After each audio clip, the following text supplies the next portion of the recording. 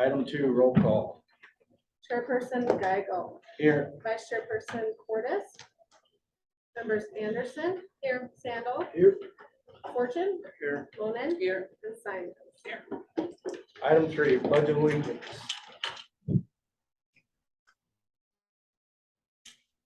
I pledge allegiance to the flag of the United States of America and to the republic for which it stands, one nation, under God, indivisible, with liberty and justice for all. Item 4, a moment of reflection or prayer.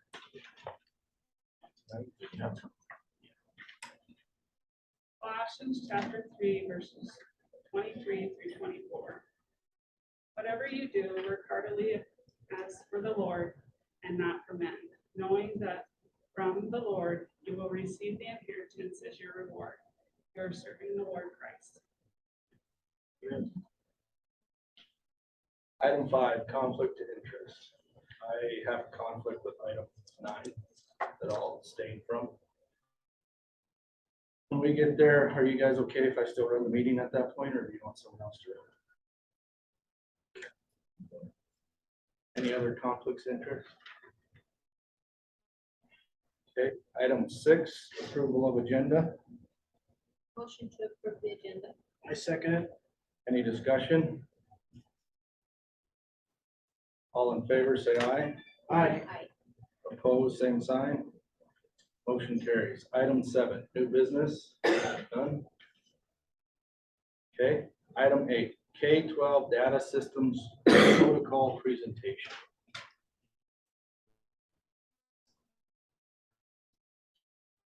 Okay, thanks for inviting me to speak here. I'm going to give you just a really quick overview of how the K-12 system, data system works, and then tell you a little adventure that we had with Mr. Ragland on Monday. So, the K-12 data system is how we go through the EES agreement, and we pay them to manage our data system. And that involves Active Directory, it involves our Office 365 product, it involves our Google Classroom. It's extremely affordable. And the most important, one of the best things it has here is a firewall that protects our school. It's like an overarching umbrella, first line of defense for us. And that takes care of a lot of our internet traffic. That being said, they are in charge of our email. And so when people get, it's a K-12 email system that all the students in the school use. They have an email address from 4th grade on up, and all of the managed users and light users and anyone in our school district, coaches, they all have the K-12 email, okay? And I tell people you do not have the expectation of privacy on it, but that's because the state manages it, okay?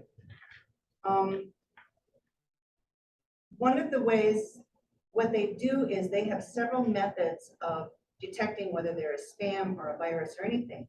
One of the first things that they do is they will recognize it and take it clip out of our mailbox. We never see it. And the second step is any mail that comes to us outside of the K-12 data system, they will mark as this comes from outside. Please take a second look at this before you just open this right up. And that's, it's a great, oh, this did not come from one of the members inside of here. Maybe I better double check if I need it or not. They provided training that all of the staff has taken, so that's really good. But as far as the email setup, you can make it extremely private if you want. The way we set it up is if I have a new user or a new school board member or anyone new in the system, a new student that comes in, I go into the Active Directory, to the K-12 directory, and I add them. And I either, for a student, I may put in a password, or I may just have a random password. And for an adult, all I can do is add the person and it comes back with a password. Now, the state sends me the password and asks me to give it to the user. I give that password to the user, they have the password, most of the people in the school have chosen, our teachers have chosen a password that is easy. And I've gone in there and switched the password for them with, you know, their help and everything. Before anybody ever gets into the email, that's easy to do. Now, once the person gets into their email, once you start using it, what you can do as a user to up your privacy, you can do 3 or 4 things to up your privacy level. And first thing I'd like to say here is this email system is fabulous. I recommend using it. It's like Big Brother, taking care of avoiding getting our viruses and stuff. They watch for it. I can't see what's coming in. The teachers are working fast. They don't see all the stuff. The state is our first line of defense and they take care of it. So the first thing I'd like you to see is what you will see when you come into your email. Candy, could you please go on the internet and go to the K-12 data system? Just open up a new tab. And what you would type in here is k12.sd.us. If you have a device in our school, I've put that as a shortcut on your desktop. It's a great place to go. Now we have, I'm just going to come on over here. And when you come into the data system, the things that you can do are you can go directly in here to your webmail. You don't have to have it on a device. You click on that anywhere, log in, go to your webmail. This is going to be important to you in just a moment.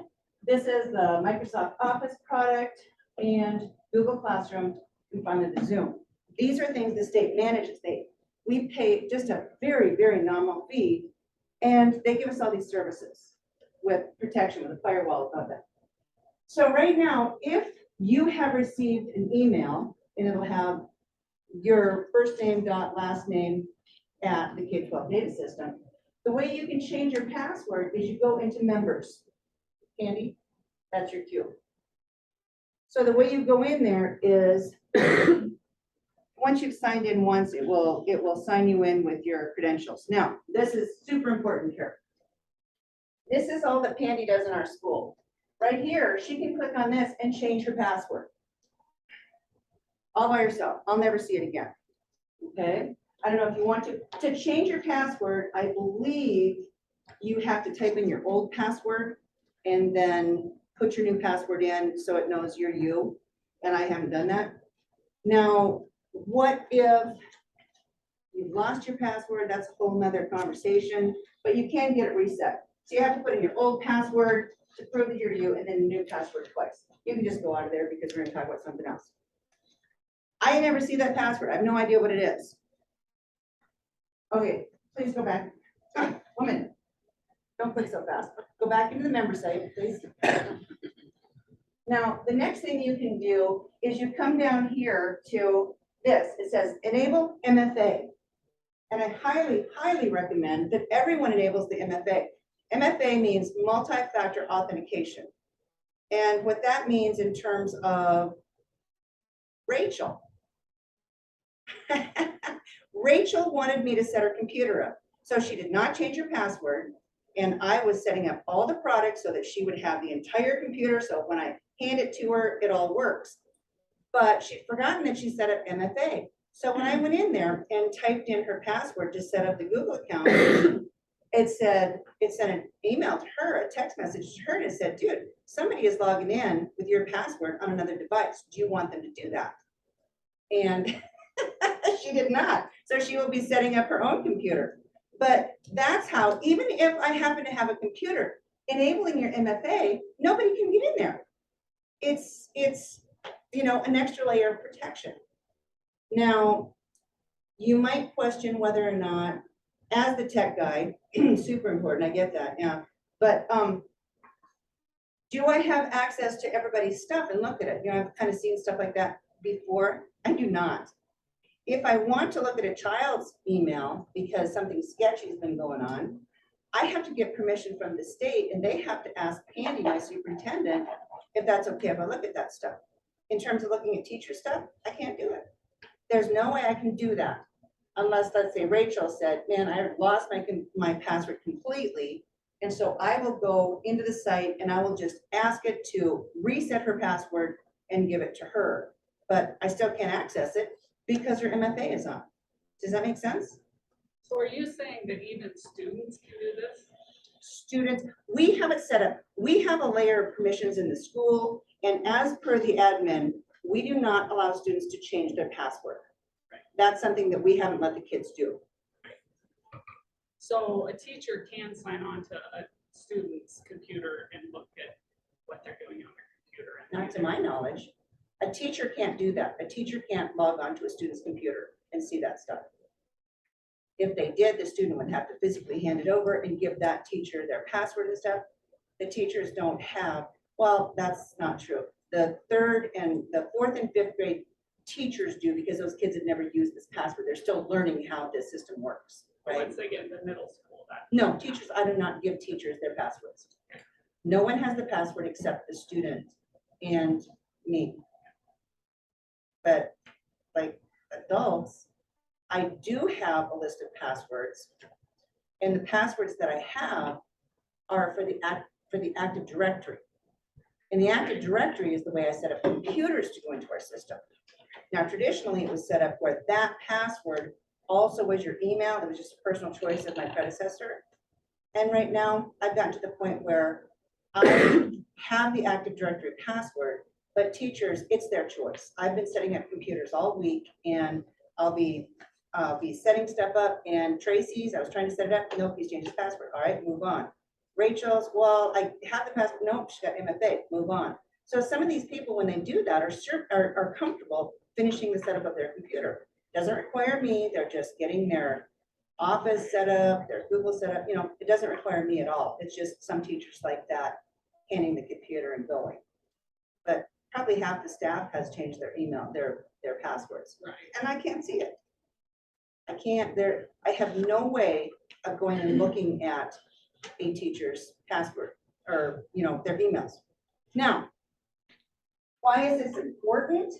Because earlier this week, every staff member received a super urgent message from Mr. Ragland. And it was from Tracy Ragland, and we all received this email, and it said, man, I am in a meeting and it is private, confidential, and I cannot get back to you. Could you please respond? Could you please get in touch with me right now? Send this email back. Well, there's a couple of things right there. There were a couple typos, and I know I've gotten typos from him before, and that's like, well, maybe let's think about this. And then it was an urgent thing right now. And it was a private thing. Oh, these are all red flags, and the teachers have had this training to recognize those. And the final nail in the coffin was across the top, even though it said it was from Tracy Ragland, it was flagged as not being within the K-12 data system. So that being said, teachers were calling me and saying, do it. And I'm like, thank you very much. I took the email, forwarded it to the state, and they removed it from all of the email. You know, they can access it. I cannot. They went in and cleaned the whole mess up and took care of this person that was hacking Mr. Ragland's account. So it's just a fabulous resource. So that being said, do you have any other questions? I think I talked too long because I really like this.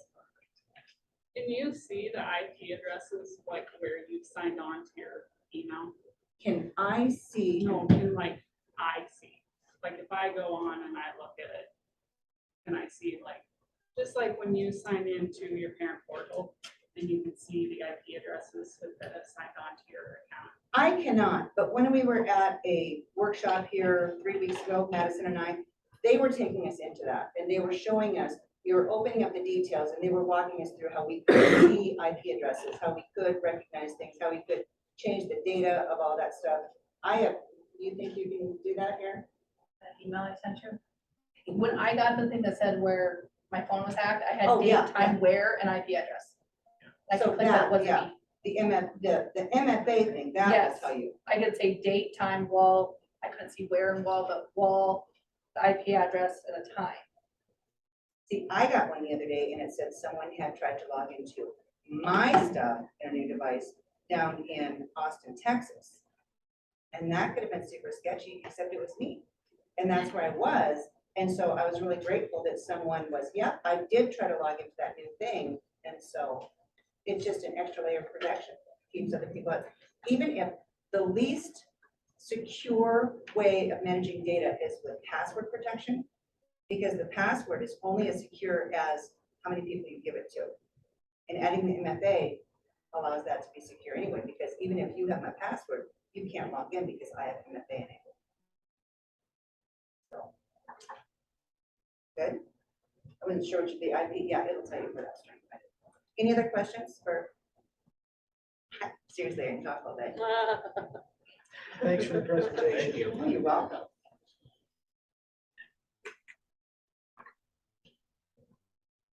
Okay, item 9, approved consent agenda. Motion to approve the consent agenda. I'll second. Any discussion? How do you figure like your summer staff? How do you figure like what we pay for them? Is that just a lump sum, you split it, or is that? No, it's in the negotiated agreement. It's negotiated that you take to get their hourly wage, you divide it by 157 of their current salary. And then it's determined how much they're teaching for the summer. So how many hours do you expect them to be teaching?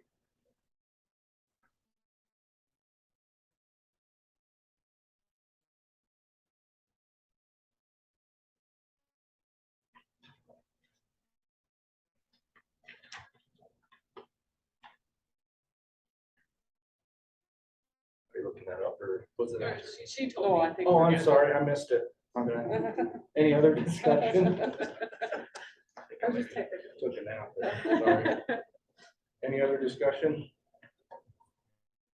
Hearing none, all in favor, say aye. Aye. Opposed, same sign. Please note that I abstain. Okay, item 10, approve resolution 22-10 FY 22 supplemental budget. Okay. I did send this in your board packet. This is something that we do every year at this time. If we did overspend in any expenditures within the FY 22 budget. It is only required by law that our major funds receive a supplemental resolution or supplemental budget resolution, but practice has been all of our funds. If we do overspend in any of our funds, we still do one just to be open to our taxpayers. So we did overspend in the food service and WASP.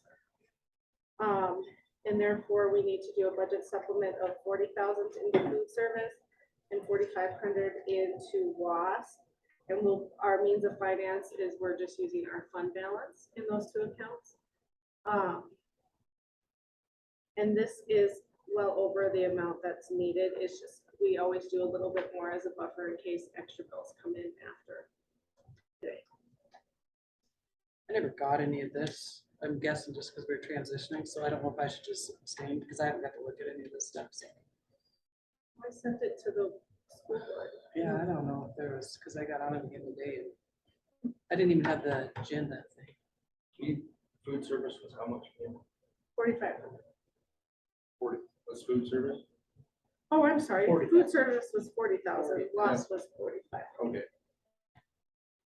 Anyway, unless I missed something, but I looked for the purpose of this and I didn't see it. So I It don't know was, if I should it is just on the not. board files. So if you didn't get the email, you can always go on the board files. Right, I just figured I got left out because I didn't know when this was transitioning. So. And this is an example where the board files are a wonderful tool because all these documents are loaded into. the Right, I board just didn't know file. if they'd even go if I had access, since I Yeah. didn't get the email, so. But I didn't know, I guess my point was, I didn't know if I should abstain, because I had not looked at any of this, I think you're all because right. I never got the chance. Does anybody have any questions on that? If it's past, Josh, I need to have you sign Okay. it, please. Make a motion to approve the resolution. I second that. Any discussion? All in favor, say aye. Aye. Opposed, same sign.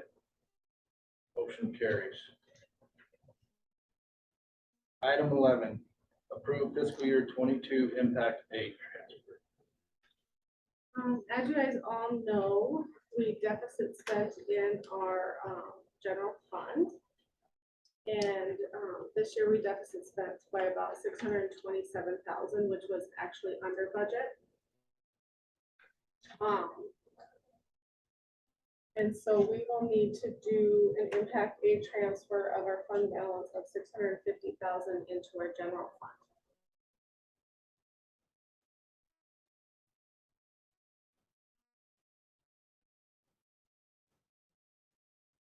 make a motion to approve the transfer. Second. Moved and seconded to approve the transfer. Any discussion? All in favor, say aye. Aye. Opposed, same sign. Motion carries. Item 12, approve fiscal year 22 audit engagement letter. Okay, every year we have to do an audit, and we do have, ELO, scheduled, or they're scheduled probably to come in late September or October to come and do our audit. However, to do that, we do need to sign an engagement letter, so they come. I am letting you know it's gonna be more this year, about $6,000 more. The total for them to do the audit is $19,500. The reason it is more is because it is a requirement if we spend over $750,000 in federal funds, we have to do a special audit. And we're spending over $750,000. We haven't done that in the past, or since I've been here. We've done a special or single audit in the past, but not since I've been here. But with the combination of the impact aid transfer, the federal funds we've received in the lunch program, title, IDEA, and our COVID ESSER funds, we've spent over the $750,000 in federal funds. And this is a requirement of the federal grants that we receive. If we ever went back and just asked or got a, because we used to go with Casey Peterson, have we ever went back and checked to see what they would charge? Because they revamped. Yeah. We, when I started, we did a, well, we couldn't have originally because. not with them, no. Right. But we asked pretty much all auditors in the state that do public entities like schools and cities and stuff, and they came back the cheapest. And we actually, when we had them do it, it was cheaper than Casey Peterson the year prior. I mean, we're more than welcome to do. What's hard then is if we continue to change auditors, they're familiar with our history and what we have going on here, but we're probably past that point at this time with this current year. I was just wondering, and I know there's not very many people that even do it anymore, so. There's only a handful. I know they do quite a bit in the area schools, Casey Peterson. As far as schools go, there's a couple other ones. And it might save us if we have the same person because it is a smoother process.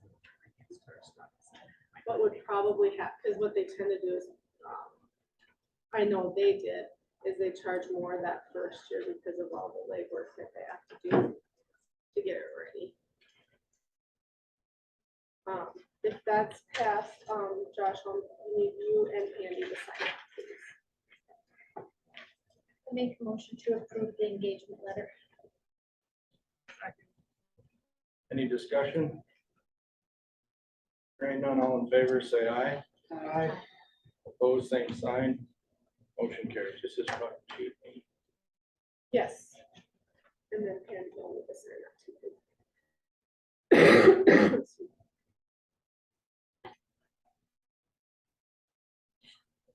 Okay, item 13, open forum.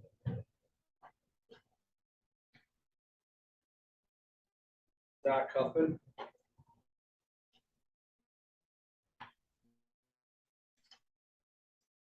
Just briefly, quick, Zach, you're maybe aware of it. We usually give people about 3 minutes to speak, and we can't act on the topic tonight. It'd have to be an agenda item at a meeting down the road. And we can't discuss even if we'd like to say something too. Right, we can ask, We'd love to I think we can ask questions for clarification. Yeah, but we as just far can't as back and talk. forth. Yeah. Bantering, Yeah, just listen. All right, perfect. Now just pitch my idea. Evening board. My name is Zach Hoffman. I recently talked to the city council talks about revamping our baseball field that we have out here. I feel that Wall has a very good program for their T-ball and baseball, but there's nothing at the next level for them. I have heard that there was talks in maybe 3, 4, 5 years that there might be a girls' softball team in high school level. If that were to come true, then I feel the next thing that follows is baseball for the boys.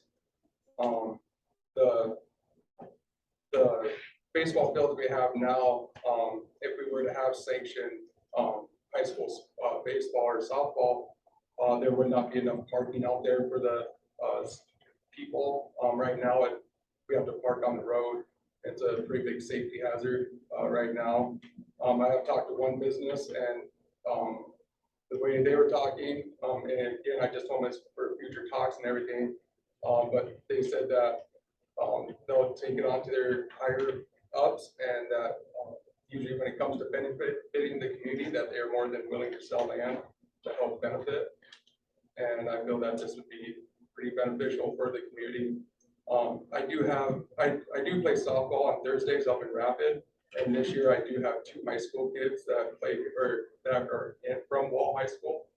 And just right there, I asked 2 high school kids and got them on the softball team. So there is interest out there at some level for the kids. I just want to see that come to the high school level, I guess. So, I guess it, and with the city too, I was talking maybe the city and school could come together and put funds together, going for grants together to make these new baseball fields a reality. Just for further talks. So, Okay. All right. Thank you. Thank you. Thank you. Item 14, other.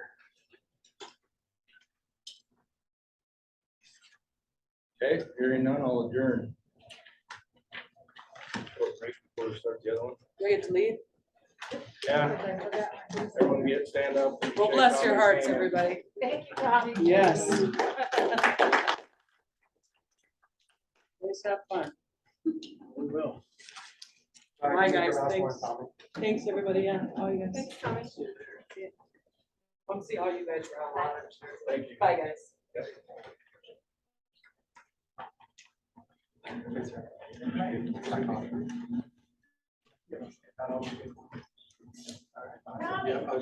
She's coming on the last week of August.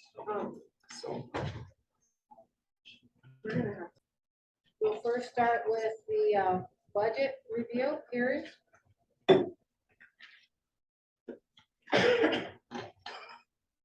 Any questions, comments from the crowd?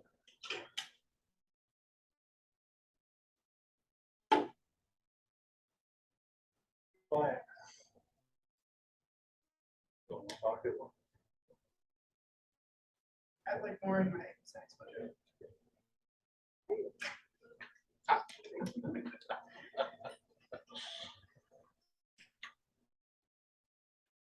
Okay. Our budget hearing. So, there you go. Thank you for. So that concludes our budget hearing. The next is the oath of office for Carolyn, Ridge, and Hope.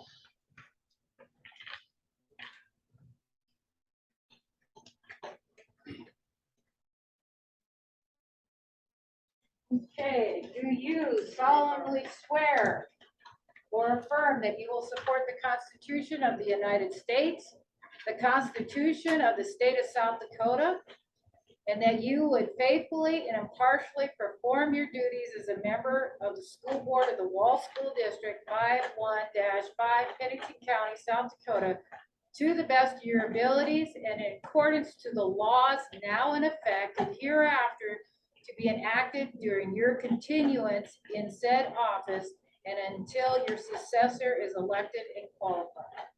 Thank you.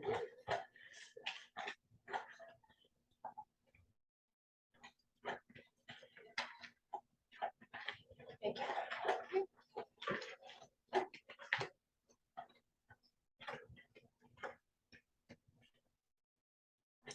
Okay, the next item on the agenda is the elected board chairman. Do we have any nominations? I make the motion to nominate Spencer Cordes as board chairman and to cast a unanimous ballot. I'll second that. Okay, any discussion? All in favor, say aye. Aye. All opposed, same sign. All right, Spencer Cordes, you know, you don't show up to a meeting, you get to be the president. So Spencer Cordes will be the new president. Okay, next item of business, elect a vice chairman. Do we have any nominations? I make the motion to elect Rich Sandal as vice chairman of the board. Cast a unanimous ballot. Do we have a second? I'll second it. Any discussion? All in favor, say aye. Aye. All opposed, same side. Motion carried. Congratulations. Yeah, congratulations. To the hot seat, right? Oh, okay. So then we're just gonna go there. Yep, Slide it Rich. down, I guess, for tonight. Yeah. that works. Okay. All my stuff.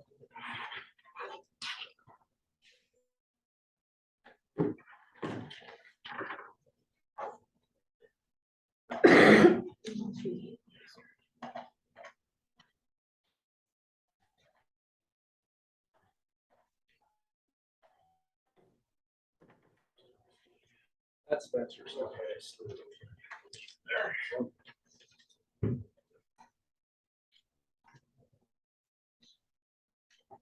All right.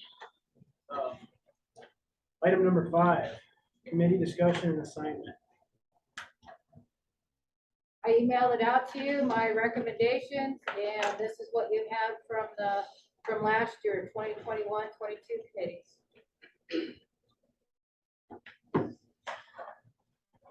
I went through this and I feel like if we're going to rearrange our committees, I think it's something that we as a board should discuss more because this is part of our being good government.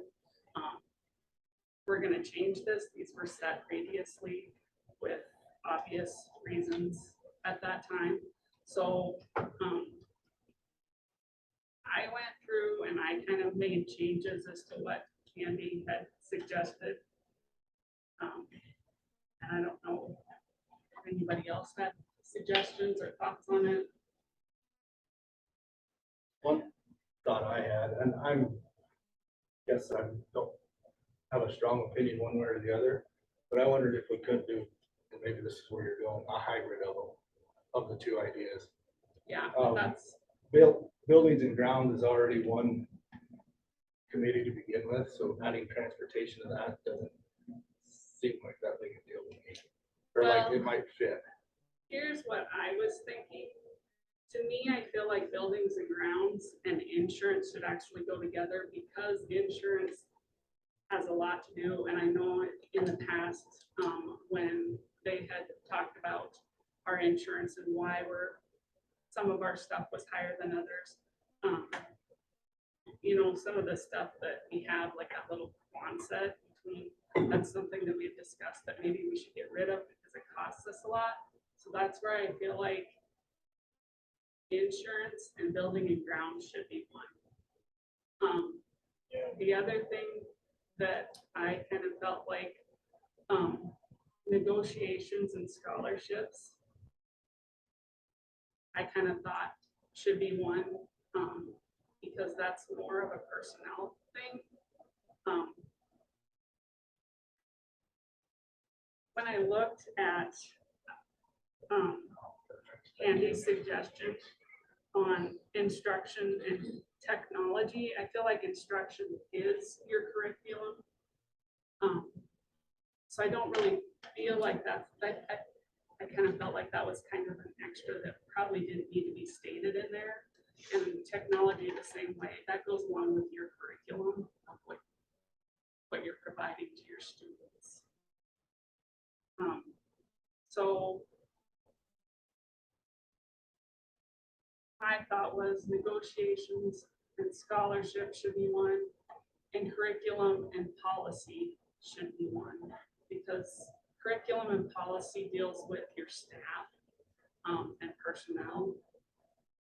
I kind of thought about negotiation, and curriculum and policy, but I feel like if you put negotiations and policy in one, that's too much for one committee.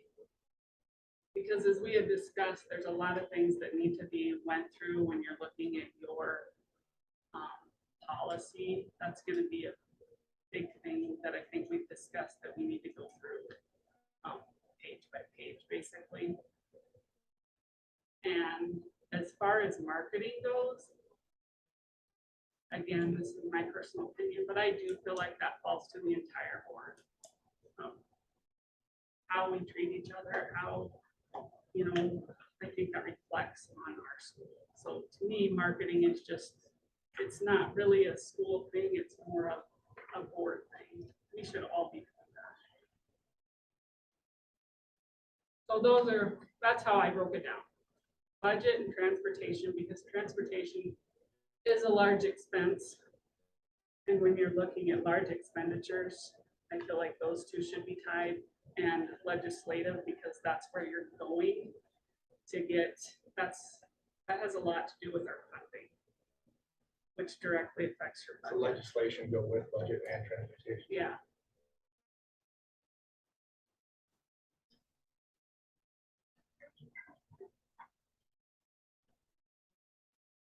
Then we've got curriculum and policy.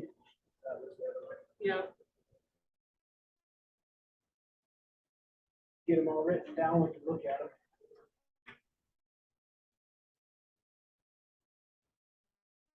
And I can see where Penny's coming from, that we probably, I mean, there is a lot of committees, but some of us don't, I mean, we don't meet hardly ever, you know, so. But that being said, I think we've all in the last year or two said we need to go through policy, and that's gonna be a big job to go through. Buildings and ground and insurance.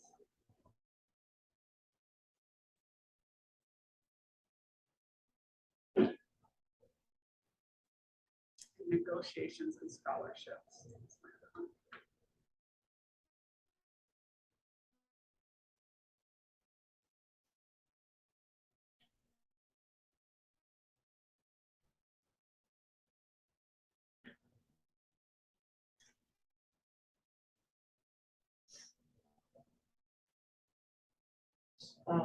So career development there.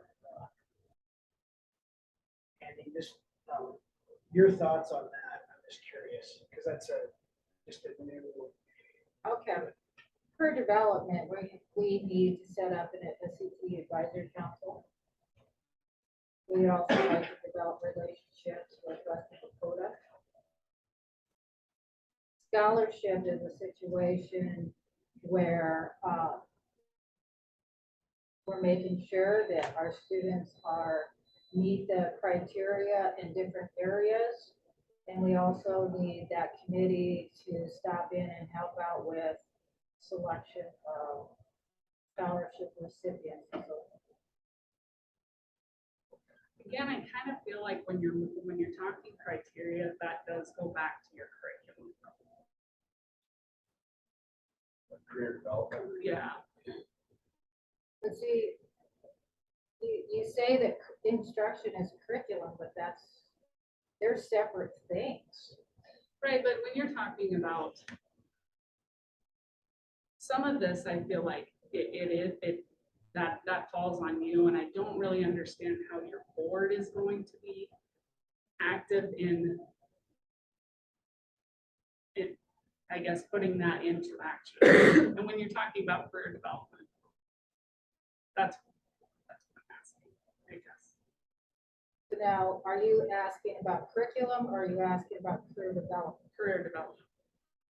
That's your CTE and working with other schools or, Western Dakota and so forth, and developing those relationships so that you can have students college and career ready. But is Right, that a but- conversation the board's involved in, or just, or It's your we make that out students. of our teachers? It's your graduates. And the state requires a CTE advisory board. You're saying that the state, why does the, because we've never had this, why is the state requiring us to have a, I had an advisory committee when I was an advisor. And there was board members on it.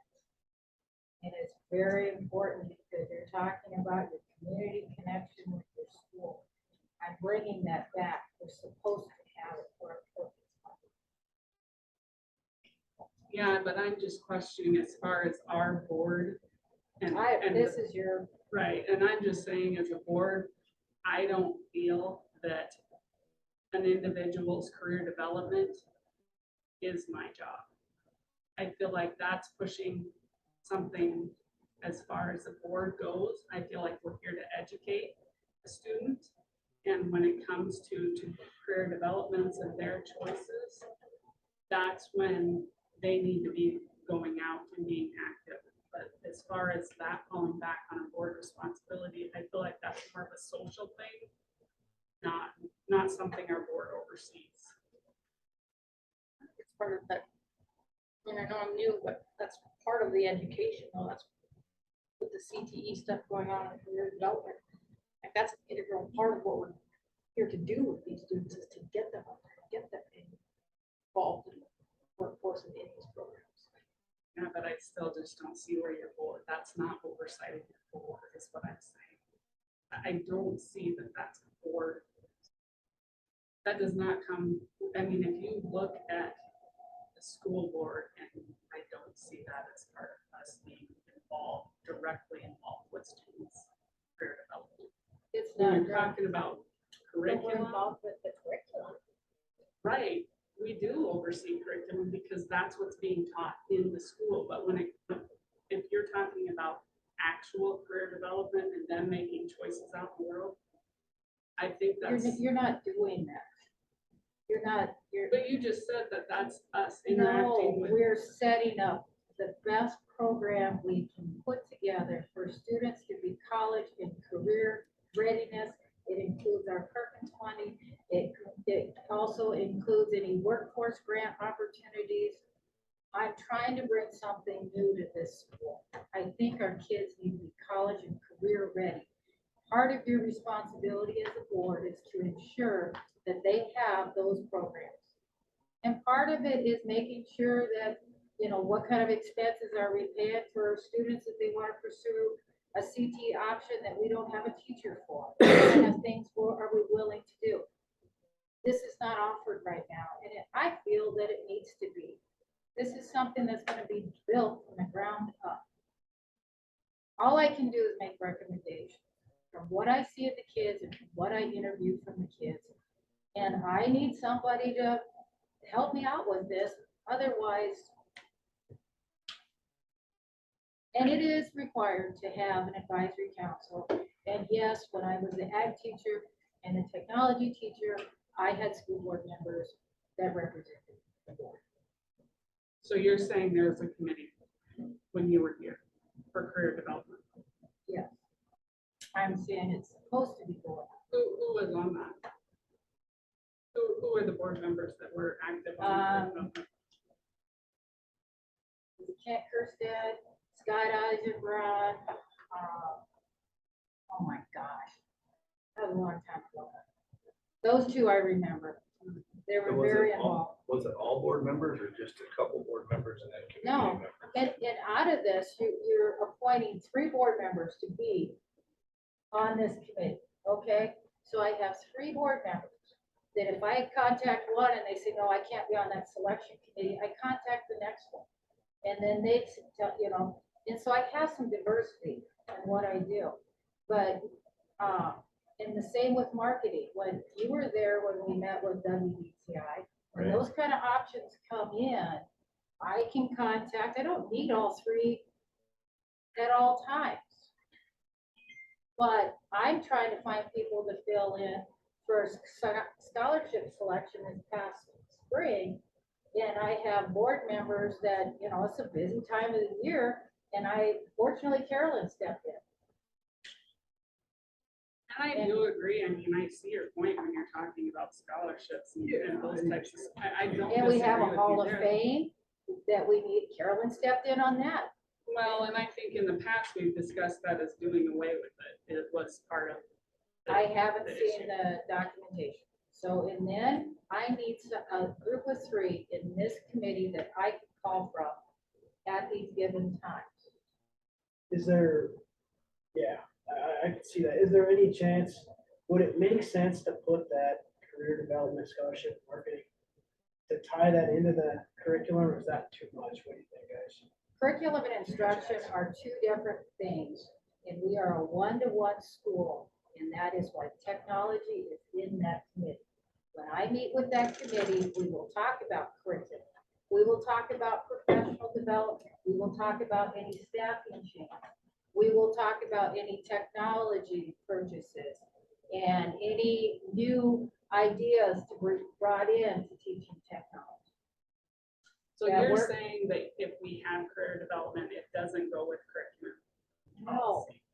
Okay, so if you want to do career development, because here's one thing that I thought we should have, and we kind of made comments or had discussions about it before, of having interview, committee for interview processes. Because when you come to us with new people who you interview, we don't know anything about them. And it would be nice to have somebody, I'm not saying that maybe we aren't gonna be able to have somebody sitting there, but it would be nice to have a committee that sits in on interviews and listens, not maybe take part, but be involved with interviews too. So if you took career development and added an interview committee, put those as one. Maybe that's the way, that's another one too. Yeah, you could tie that together fairly easily. Wish I had a. Let's see if I can- here's some there. Now, on insurance, I highly recommend you leave budget negotiations and insurance alone. And the reason is that the people that are on budget, 80% of our budget is wages. Those people that are sitting down in negotiations understand and have seen the budget before they go in. We don't have to turn around and say, well, I don't know if we have this. Those people know. And insurance is not just property insurance. I recommend that the school district looks at going out for quotes for liability, goes out for quotes 1 year for health, 1 year for any other insurance. That is a situation where it's a one-time, I set up a spreadsheet, and here's the quotes, and here's the, here is the differences and so forth, and that committee makes that decision. But they have to know the budget part too, to understand the process. This is not just property insurance that we're talking. And I would agree with that to a point, but I think when you're going through the budget, you need to be going through that line for line. And to me, I'm thinking about the workload and how they tie in together. That's why I felt like buildings and grounds and insurance were a good match, as well as budget and transportation and legislature. Because you can go through and you can move these around to where they line up different with each other. When you're talking about workload and what your board is actually having to do, to me, that's also something. And when you're going into negotiations, that's a personnel thing. That's working with, that needs to be somebody that works with everybody well. That does, but people on budget, I don't necessarily, I feel those are numbers people.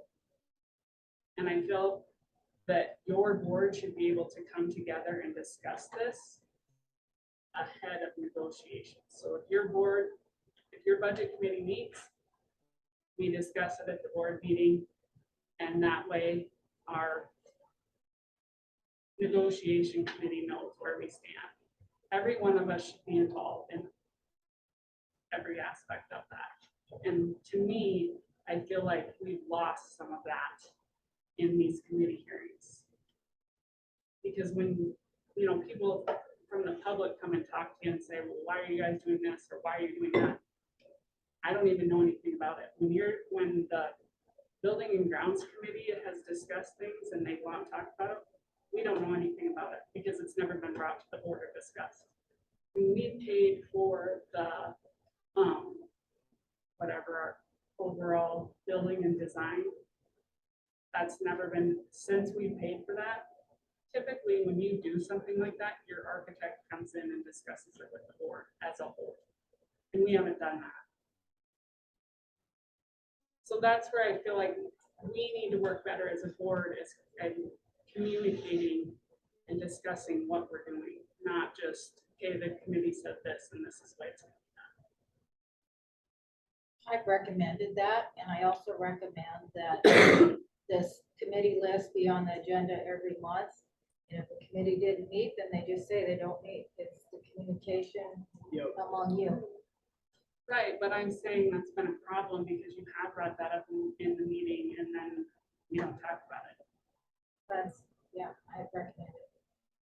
Right, that's why I'm saying it's important that the budget committee, we sit down and we discuss, we go through it line by line. Yeah, it's gonna take some time, but the board as a whole should be like, okay, this is where the changes were made, this is why we have recommendations. Same thing when you're talking about policy and handbooks. You know, we go through those page by page and say, this is where the changes are made, this is why we recommend that. And I feel like we've fallen away from that, and we should get back to it, because as board members, we should all be better informed. And I think that we've lost that somewhat in our committees. Well, that was the reason we put the profiles together, so that information is readily available. If you want to have those type of situations where you come together, you're in quorum, you know, it's either a longer board meeting or more board meetings, whichever you would like. Can I ask, the purpose of combining all the committees was so that we didn't have to back and forth so much with all the different meetings, correct? And the three that are in the budget or the top committee, they know that when their stuff is that they need to study about financial aspects, yeah, or they specialize in the financial aspects, that's a good place to go. That doesn't mean everybody, if you're weak in that area, you got a lot to learn too, but it allows you to be more focused on your area in the school district, okay? Buildings and grounds, transportation. Transportation is not a big item here because you don't have bus routes. But it is tangible capital that does impact the buildings and grounds. That's why I put it there. Okay, curriculum and instruction and technology, I feel they go together. I have a master's in curriculum instruction with the technology integration. I know how it all goes together. We do need to look at what our student numbers are, what our student needs are, what are changes coming in curriculum? What are things or new professional development? One of the things we have to do for our accreditation review is to put together a professional development plan and continue to roll that as we go. That is why we're on probation with accreditation. And as we go through the process of professional development, we'll work our way off. Legislation, policy, and strategic planning. We can look at legislation as just our state legislation from January to March. We have impact aid that needs legislation. Thank goodness Carolyn stepped up and went to the solicitor. We have people that need to go to Washington, D.C. This is all legislation. We have a lot of legislation in this board that is not being addressed. I had last fall, I had to go through 3 board members to get somebody to go to the Associate Delegate Assembly. My goodness, Bridge did it. This is big, and there's more to it than what's being addressed. Policy, yes, that is big. But how much do you want to bite off? Strategic planning, I went through the last professional development in-service day. I have recommendations from the staff. This is not a big item unless, you know, you want to make it a big item, When it was accepted last fall, it was accepted as a living document that can be updated as we move forward. And then I've already explained career development, scholarship, and marketing. This is why I put them together. I would like to say that I made this recommendation for your benefit. I would recommend more communication between all of you, but if you want to meet as a quorum, we can arrange that too. There's some schools that meet twice a month. There's one school district in Minnesota I know that meets once a week. What do you want to put in?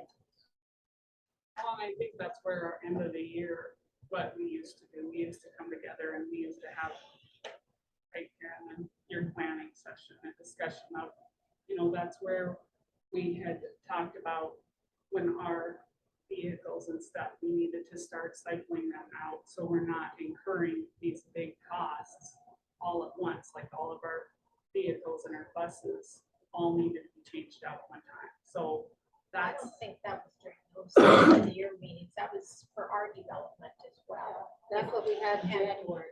Yeah.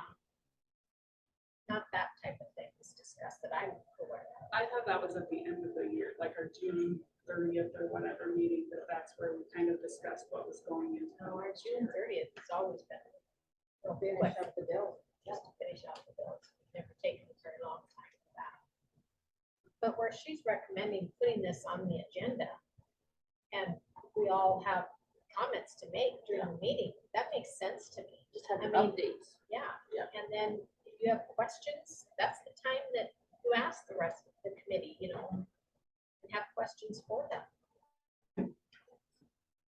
If I may, the past, prior to Dr. Pittman coming, the committees didn't meet unless, let's just talk about buildings and grounds, the transportation committee. The transportation committee never met until the superintendent and the head custodian or the head maintenance discussed, yeah, it looks like this Suburban's got 200,000 miles on it. We need to look at purchasing a new one or finding some other alternative. Then that's when it got brought to the board. And a lot of times the transportation committee would meet at 6 o'clock or 5 o'clock prior to the board meeting. Then they would discuss that, and then they would come back and put it on the agenda and talk about it. But that's the only time those met. But if you guys want to meet regularly to talk about, let's talk about this time. Let's talk about, let's just say it's curriculum and policy. Let's talk about the new standards that got approved. Then talk about that. And then the next time you might talk about the policy. I can't think of one right off the hand, but and it could be done more regularly than what we've been doing in the past.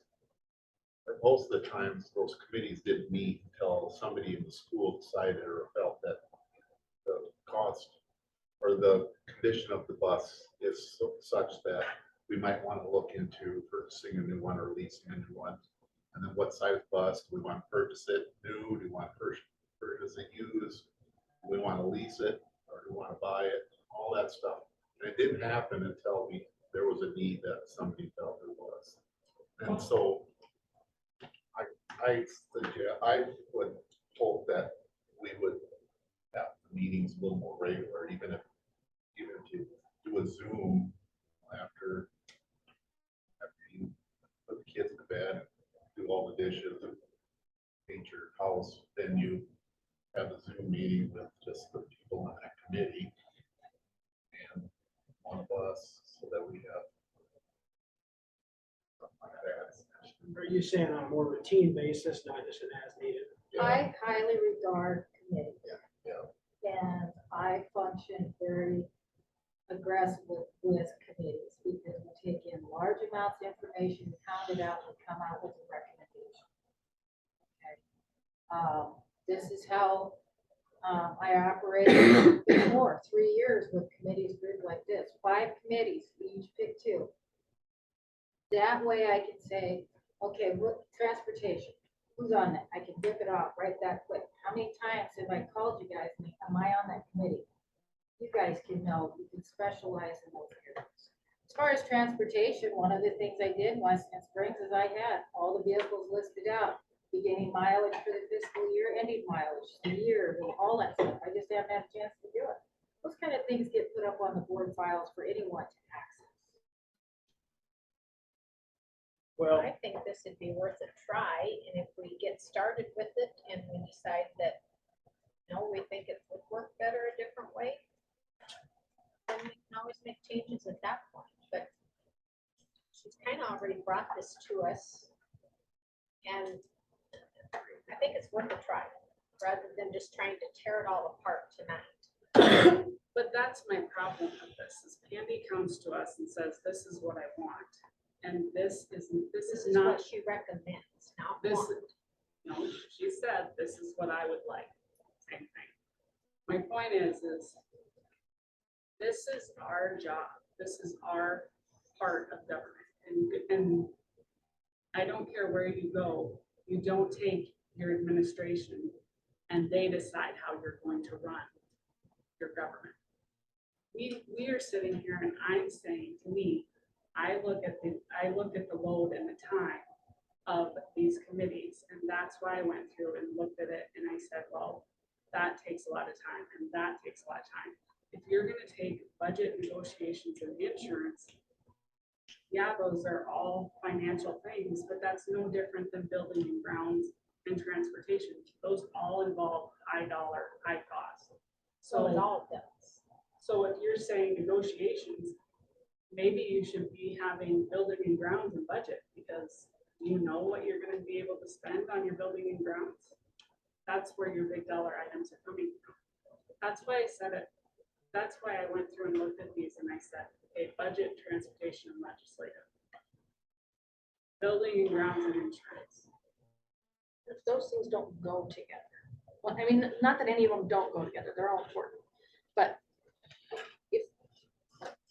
if you're gonna have it split up that way and you still have to be a part of those different things, I don't think you're actually lightening your workload, because you just have to go to more, be involved in more branches. Does that make sense? Like, these are already lumped together, from my understanding, the way Candy has them presented, in things from her experience that go together, you know, that feed off of each other. So when you get together and meet on these things, they feed off of each other and go together, and you can kind of iron them all out together. No, and that's what I'm saying. We don't iron anything out. It should be the board irons them out. Well, And that's where I'm saying your workload, you need to be focused when you go into the budget. You need to be focused on the budget, not negotiations. Negotiation is a human resource thing. It's an interaction, and you need to be able to work verbally with those people. It's a give and take. That's why. All financial though.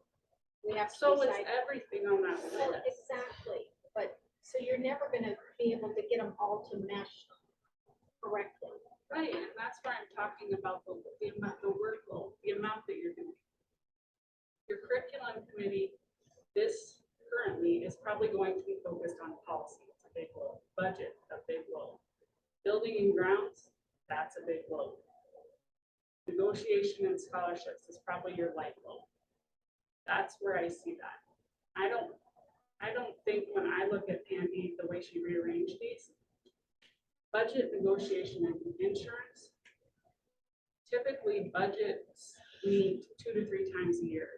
Why would you take them and add another? Now you're going to be involved in negotiations and insurance. That's to me where you, Negotiations is basically once a year. right. well, so, she brought us a recommendation. It's our job to go through it, see if we see a way it fits best. Is there a couple things that stick out to you more than others that I guess like to rearrange? We can look at them and probably look for a motion, I guess. Anything off the top? I do not think budget negotiations should be on the same page. And I'm fine with building and grounds and transportation if you want to put them together. But there again, I think your insurance should be with your building and grounds.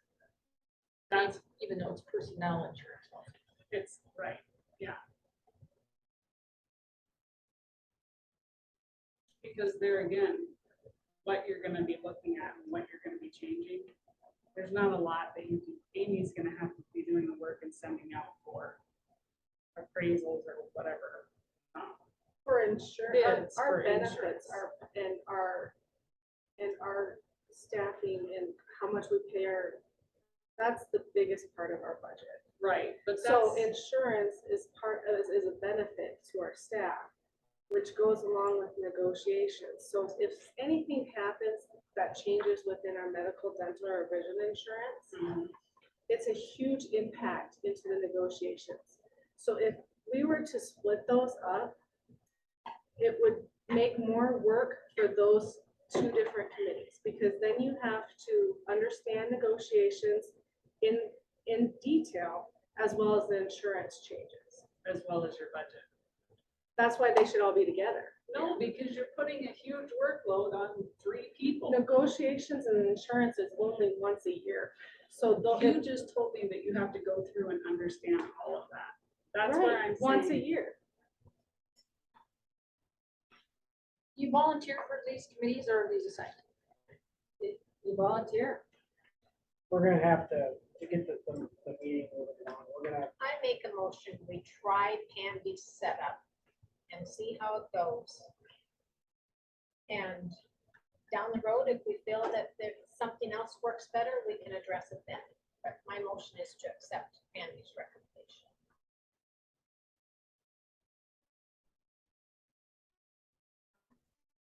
got a second? I'll second. Any discussion? I still think when it comes down to it, this should not be Pandy's job. And I said that from the beginning, and I do not think that she should be taking this. This is your board's decision. This should be something that should be coming from your board. If we felt like we were meeting too much or having too many meetings, then that discussion should come from your board. I made a recommendation. I explained myself.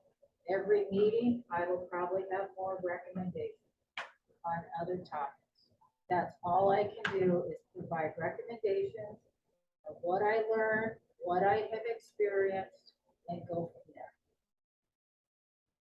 If that's all I can do. We're gonna move the vote. All in favor, say aye. I All opposed, same sign. And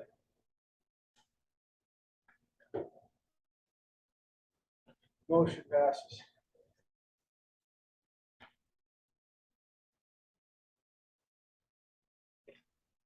All right, item number 6, approve state email as official. Finish the assignment. Oh, sorry. Getting ahead of ourselves. All right, back up. Now we've got to assign people to committees. 3 members per committee. Chairman's always on negotiations, correct? Yep, it's a good place for Road Bridge. I'm willing to take that top one because I have been involved in the insurance, which does require attending meetings and outside of the district. I do too, I guess.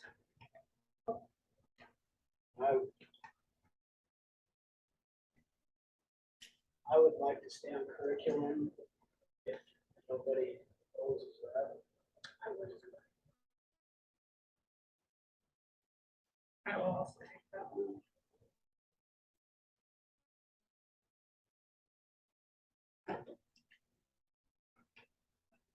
All the buildings and ground. I will too. I will too. But well, who else is on it now? Okay, never mind. Do you say Corey? I'm sorry. And Josh? I'll do career development.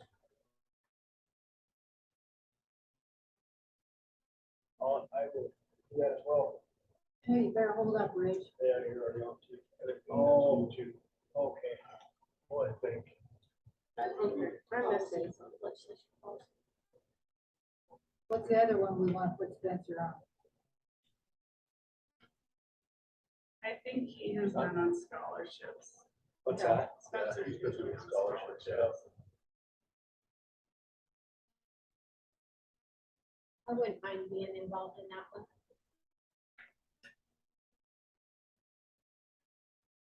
Okay, who do we have left?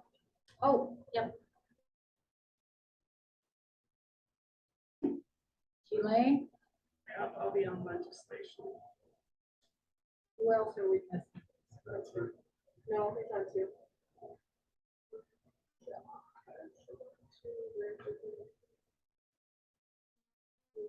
Yeah, he's on. Everybody's on too. All right, So we need one more. one more. I'll join you guys.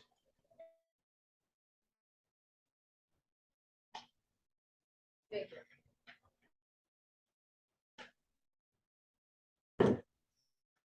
Okay.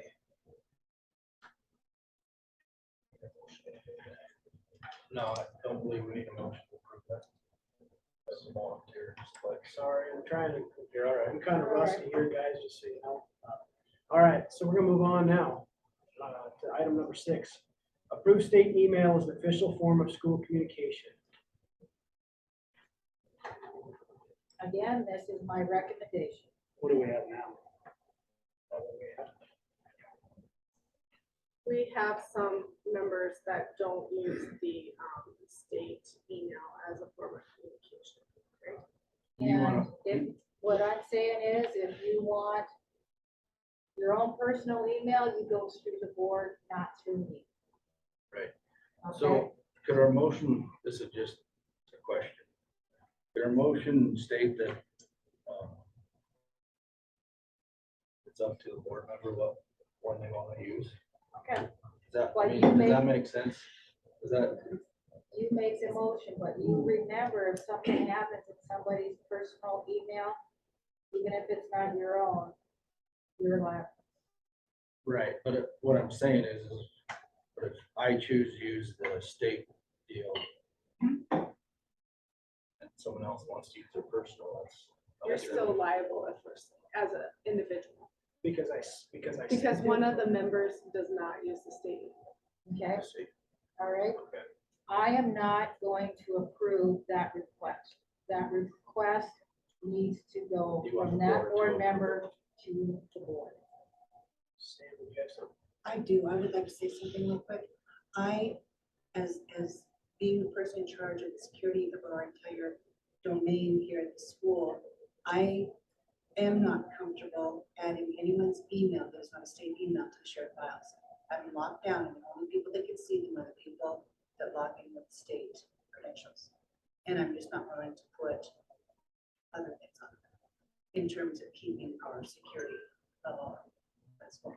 So I'm not gonna say anything about what you use, but if you use something else, I probably won't release the documents in that shared file. I feel like when it comes to that, everything that we need for our board meeting should be sent as an attachment. Because that's the final thing. What we get in our email, that attachment should not change, and we should be able to go back and look at those documents that were sent to us and be able to have them at our own fingertips versus going online and going into another portal or whatever. Us as board members, it is our responsibility to make sure that that information, that does fall to us. And we should be aware that we need to be able to keep that secure. Now, in my circumstances, like as far as bills and that type of stuff go, unfortunately, there's a lot of change that happens between Friday and like today. Like I sent you yesterday, there's some large bills that came about since I sent those boards packets on Fridays, usually before the board meeting. we received some large bills that I didn't feel were fair for you guys to just receive in a highlight here. Right. So that's why I resent them to you. It's gonna be, what I worry about is if you only want me to send stuff on Fridays and that's exactly what you go off of when you vote. I don't want us to be late on some bills, or, because then I can't add anything to a bill list, because then this isn't the form of communication that you want. But my thing is, this is the way we've always done it. If you have bills that weren't sent to us, this is where we make the exception.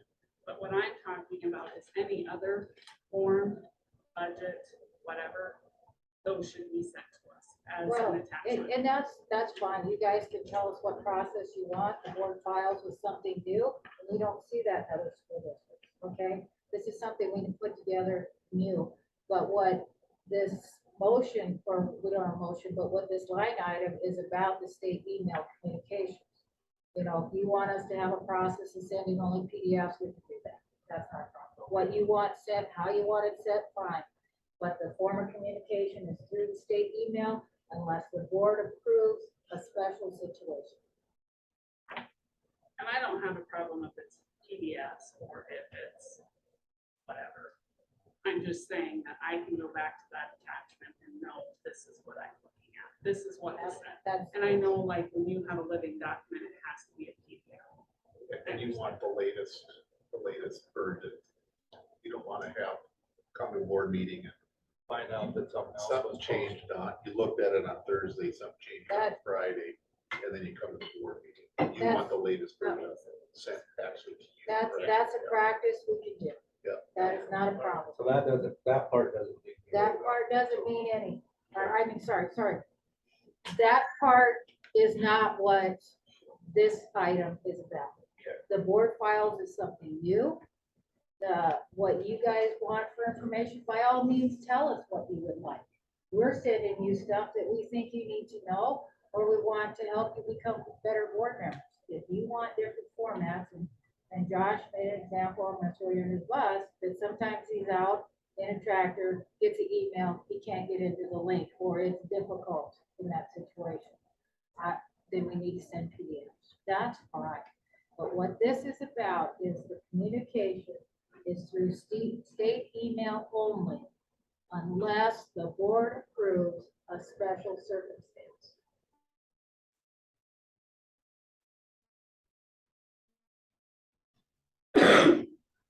So clarification, if we approve the state email, then let's say I want them sent to my personal email and I'm going to You gotta take- accept that liability, I need to make that request to the board. Mhm. At a later meeting or something. Or, Yeah, the decision is not on me. right, But what Sam's saying is you just won't be able, if you're using an email other than the state email, you're not gonna be able to log on to the documents.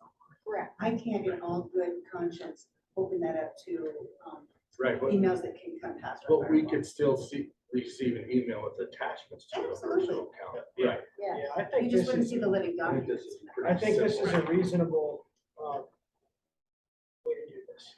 I do too. And then It works. anybody that wants personal just requested it as a line item at a board meeting. From the That would- board. I can understand the security. I can understand that. My company will do that. Yeah, and I'm We'll fine let that with happen. that, Um, as long as, that option's available. yeah. Let's get a motion on somebody. I'll move that, however, we need to write it. I mean, I'll move to approve state email as official form of school communication. Want to go farther than that with the option for a board member? I think it should say It would with be the a board line member. item when you wanted to request that, you'd have to ask to have it put on. So that doesn't need to be in motion? or I does think it should be in the. That's what I'm, Yes. I think That it would be should- brought back as a line item. No, I think it should be in the motion because it's documented that you have you that have the option. option. Individual board But you're members. gonna have to request it.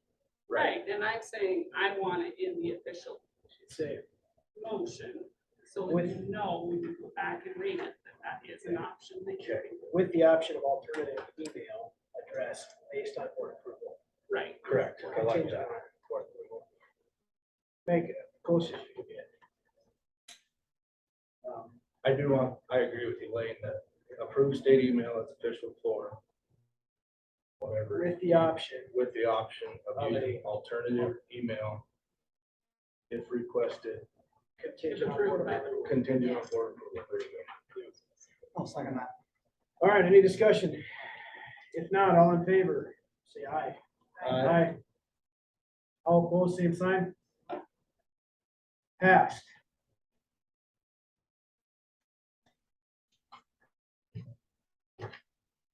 All right. Got item number 7. Motion to approve resolution 23-1, official entities for 2022-2023. I did print those out for you because they're pretty small to be on there.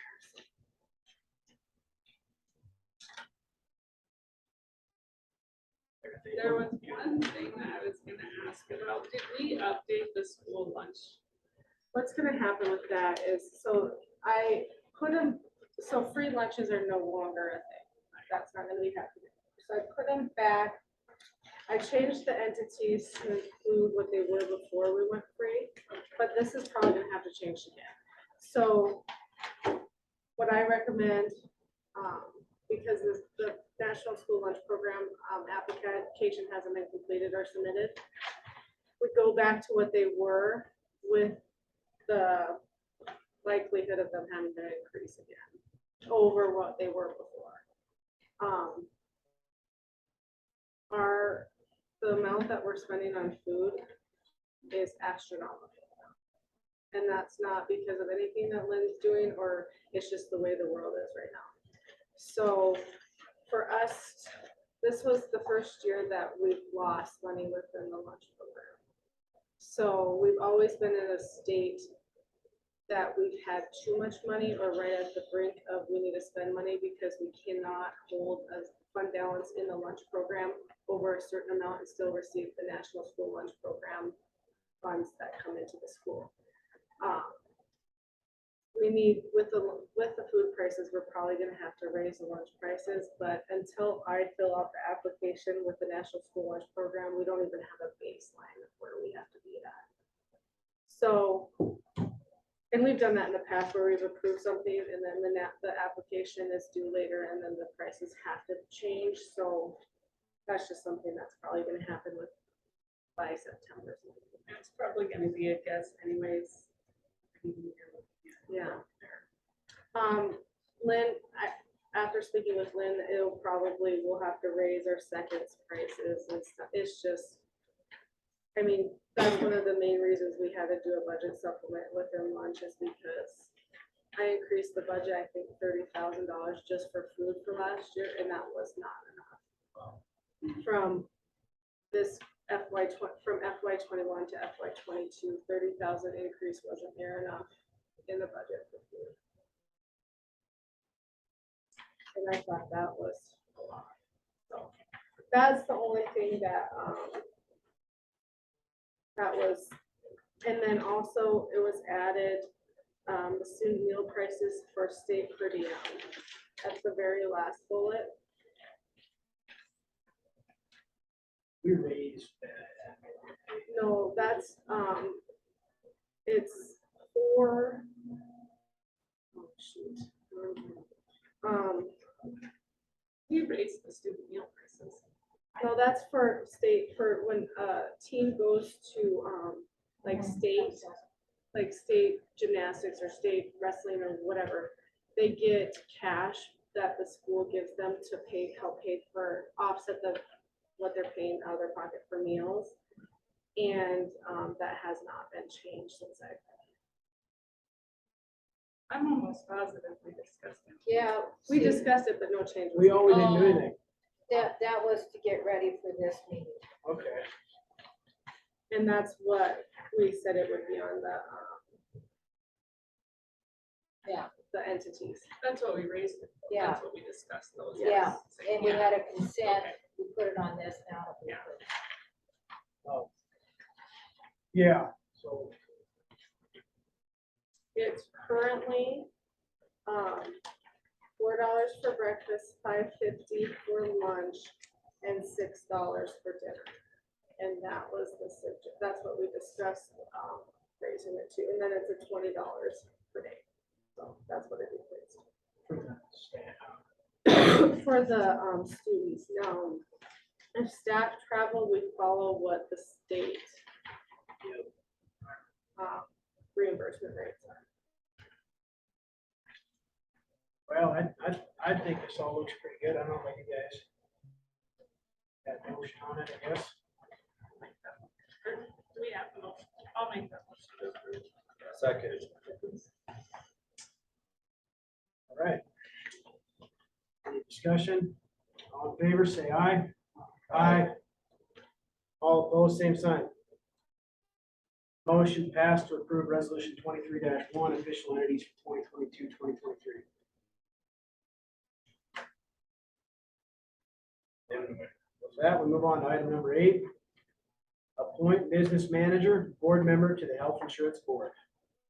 Currently, Wall School is part of a co-op of school districts that pool together to offer medical insurance to our staff. I believe it's 7 different school districts, and right now, myself and Carolyn are board members on this insurance co-op board, which we help make decisions for the entire co-op and for the insurance.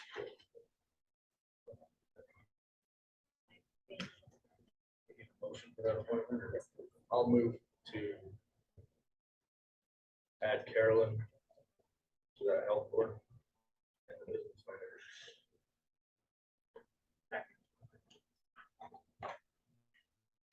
manager. All right, any other discussion? All in favor, say aye. Aye. All opposed, same sign. All right. Number 8 has been passed. Appoint business manager and board member Carolyn Anderson to the health insurance board. Thank you guys. On to number 9. Approve associated school boards of South Dakota ASBSD membership. Make the motion to approve that membership. Got a second?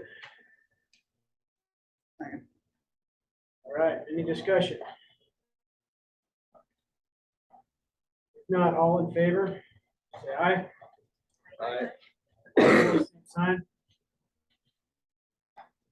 Motion passes. On to number 10, approve National Association of Federal Impacted Schools, NAFIS membership. Make a motion to approve that membership. Second. All right, any discussion? Move forward to vote. All in favor, say aye. All opposed, same sign. Number 10 passed. Now we move to number 11. We're probably keeping up. Okay, we're cruising through. This is good. All right, number 11. Yeah, I was like, man, she might not be keeping up. I just have to fill in the blanks in my notes, so it's most of the time it's pretty. All right, number 11. Approve Impact Schools of South Dakota ISSD membership. Motion to approve. What is that? Yeah, that's what I was gonna ask. It's the state group of impact aid schools. Oh, yeah. So I'll second it. Any other discussion? All right, all in favor, say aye. Aye. All opposed, same sign, motion passes. we already had the budget hearing. Already had the budget hearing, we're gonna skip over him. Okay, item number 13, open reserve parking sealed bids. This is what everybody's been waiting for, and which I received the most calls in my job, is over sealed parking. So could you open a stack, and here are some letter openings. How many did we receive? I think we received 37, There's and 35. there's 35 spots. I think that's about how many we see. We were short last year, we had, Oh, we were. we're like 3, I think we had open. Okay, you need to tell me. Tommy and Taylor Monin, $417.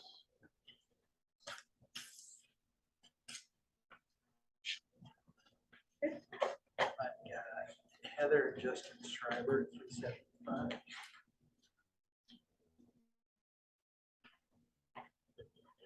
Amanda Kirsten, 301.99. Oh, that girl, pennies.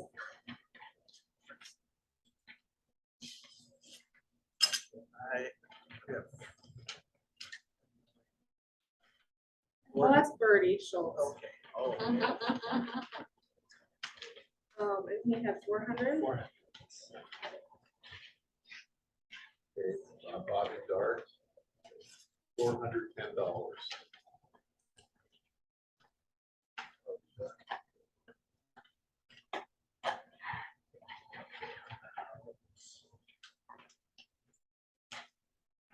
Chris Mallard Keegan, 350. Kirsten Livestock, $600.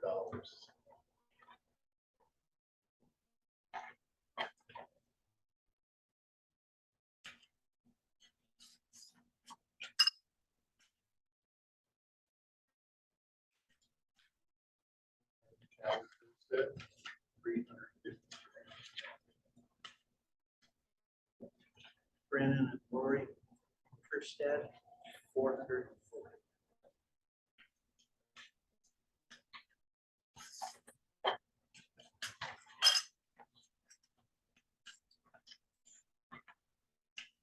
Kirsten, 440.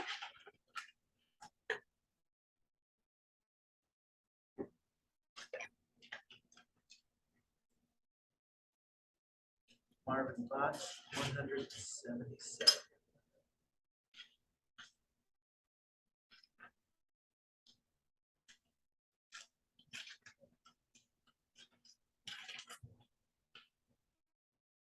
Ron McBrown, 476. Mike and Kim Carlbaum, 325.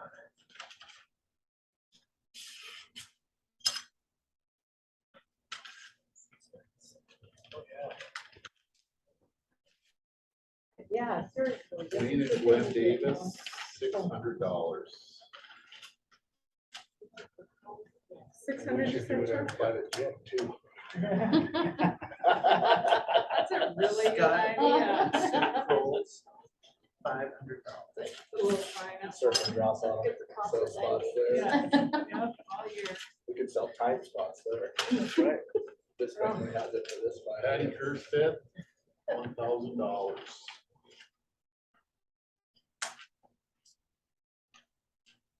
I have number one spot. Yeah. Ron Dinger, $551.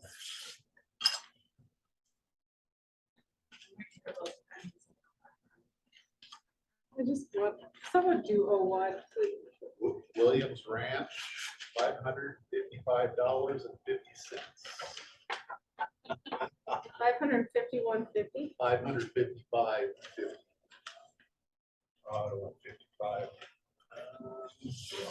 Pat Olson, $176.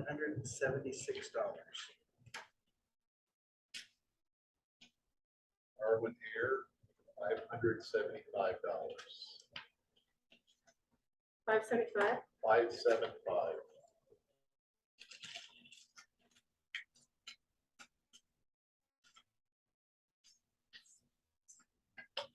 France Electric, $426. Ball Building Center, 555.55.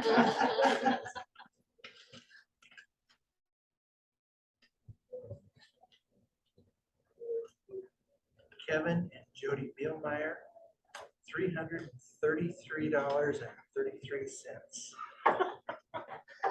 Okay. 333. 333. It's just like creating all sorts of anxiety for you. Yeah. Good thing it's not cash. You knew Kevin knew that too. Huh? Kevin knew that too. Brett and Paul Iglesias, $507.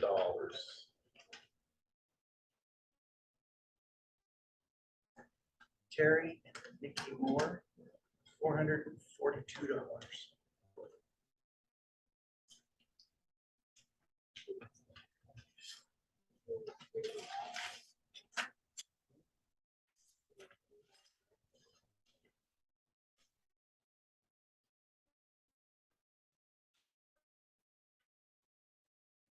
I probably need to read this letter.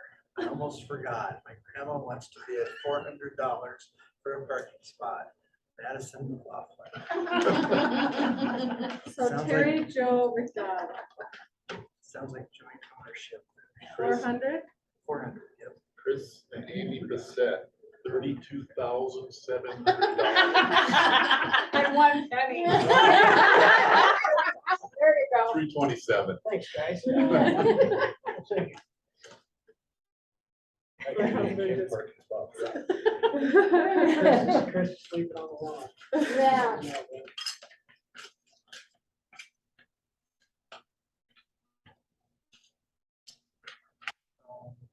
Melody Dietrich's, $410. Jason and Amy Paulson, $125.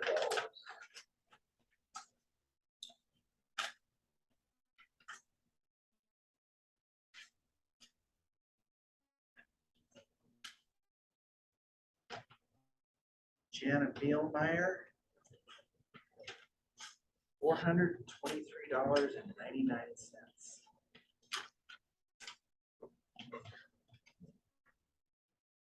Badlands Grocery, $526.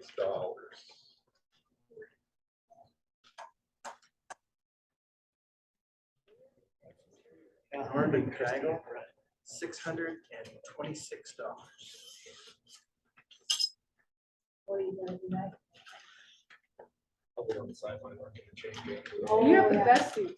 Yeah. Let's see. Let's do it cold out. I Andy think Joe, that is the Andy Joe worst. Spotted job Bear, ever. $300. Get to hear the opposing coach complain about how the home team cheated. It's great. It's awesome. Mandy McDonald, First year, I think it $553. was the last year, at the old football field, we're playing it. Of course, I'm like, you know, all the way. The opening kickoff, get hit with the helmet right here, and I'm out of bounds.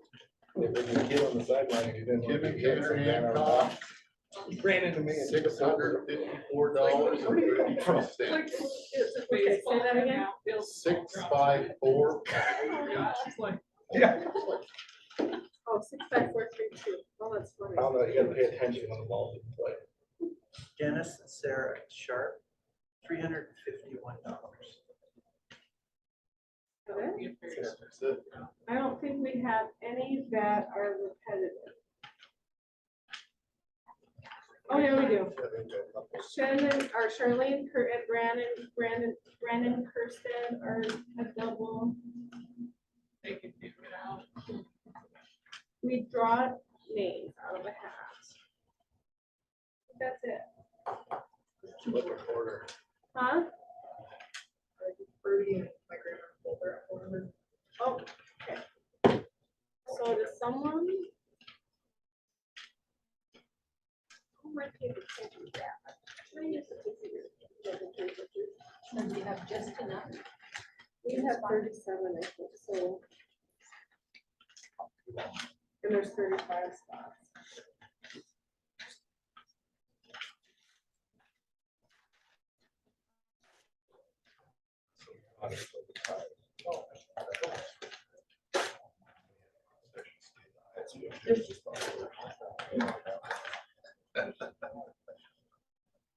And now we can get on.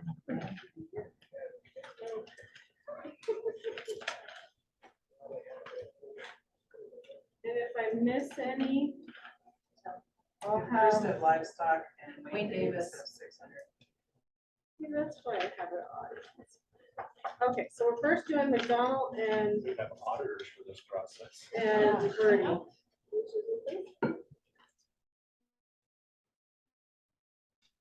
There you go. That was a close one. Okay, now we're gonna do, But you almost forgot. Oh, just write it on. There we um, go. Who are the other Cross the name ones? out. Cross times 10. 600, right? Davis. And.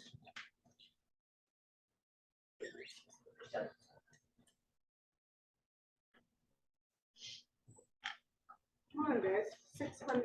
First time I saw it. Thank you.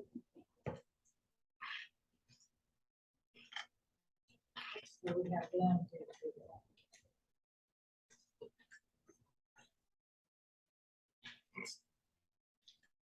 They're really mixed up well in there. Yeah, I see them tumbling. Okay, 30, is that the right one? no, Davis. Davis. Okay. And who was the other one? There's one more. Oh, Charlene. And Brennan. There, oh, now I, oh. Probably family battle.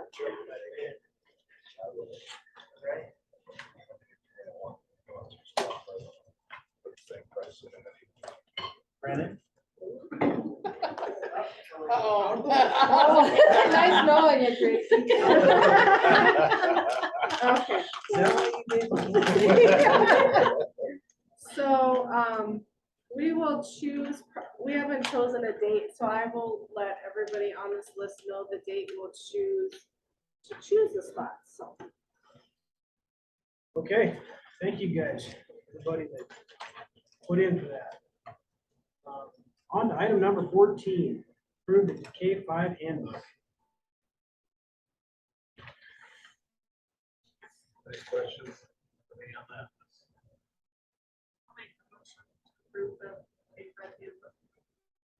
Second.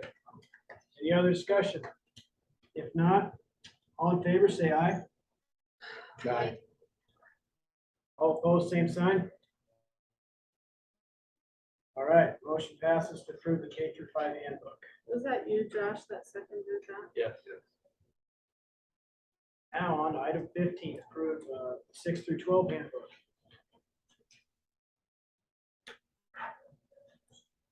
Make a motion to approve the 6 through 12 handbook. I'll second. Okay, any other discussion? Not, go ahead and vote. All in favor, please say aye. Aye. All opposed, same sign. Motion passes. On to item 16, approve big white handbooks. Motion to approve. Second. No further discussion. All in favor, say aye. Aye. Opposed, same sign. Passed. All right. On to number 17. I've got two items. We sent out 45 letters for summer school. I've got 18 back so far. I'm still waiting for a couple of emails and return phone call to see how many more people will come. And that starts July 26th, I believe, and it'll be done August 18th. Monday through Thursday, both weeks. And the other thing is next month, we'll have to approve the Title I handbooks. So, you guys look through Title I handbooks, if there's anything that you might have questions about or anything, something else. Yeah. That's all I have. Anybody got any questions for me? Thank you very much. And the title handbooks are under the wall handbooks. They're all listed here. I can send you guys a hard copy of that.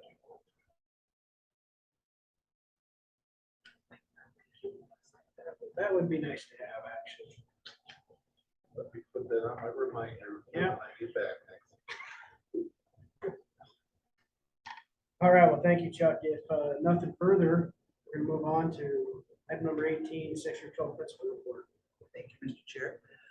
First thing I'd like to do is recognize a student, Shyla Vermont, on June the 29th was awarded the Richard Hagan Minerva Harvey Memorial Scholarship. And that will include $1,000 for first year, $1,000 for the second year, $1,500 for the third year, and $2,500 for the fourth year. So she received that scholarship just last month. Good for her. And so far this summer, been working on the research-based instructional strategies, professional development that we'll be putting together in the August, and getting materials collected for that. I spoke with Chuck and on Monday. Biggest problem we'll have is downsizing it so we can get it all done in the amount of time we have, because there's a lot there. So, you have questions for me? Thank you. All right, number 19. Amy's up. I do not have one for me. Okay. I guess we move on to you. Number 20, superintendent. All right, thank you. I have quite a bit of stuff. Okay, we're waiting on another quote that should be coming in the end of this week, sandblast and repaint the containers out there. Plan on having that job done before we start having activities out there.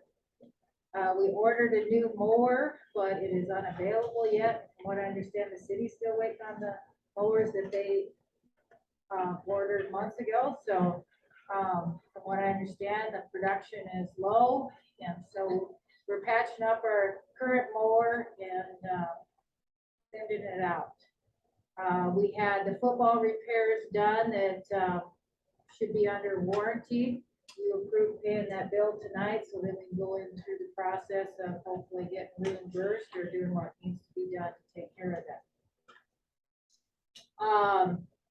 We also had to turn in an insurance claim for the football field the night that the city received like 3 inches of rain. I'm learning about turfs as I go, but there was so much rain at one time that the drainage couldn't keep up, and it caused some ripples out in the football field.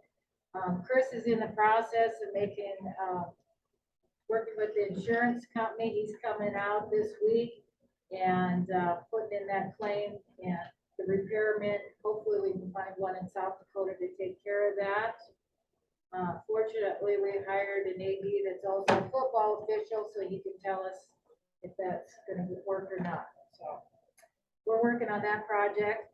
We've heard nothing from the damage claim that we put in on Big White. There was hail damage, substantial damage to the roof, broken windows, and so forth. We're waiting to hear back from the insurance company what all we need to do there.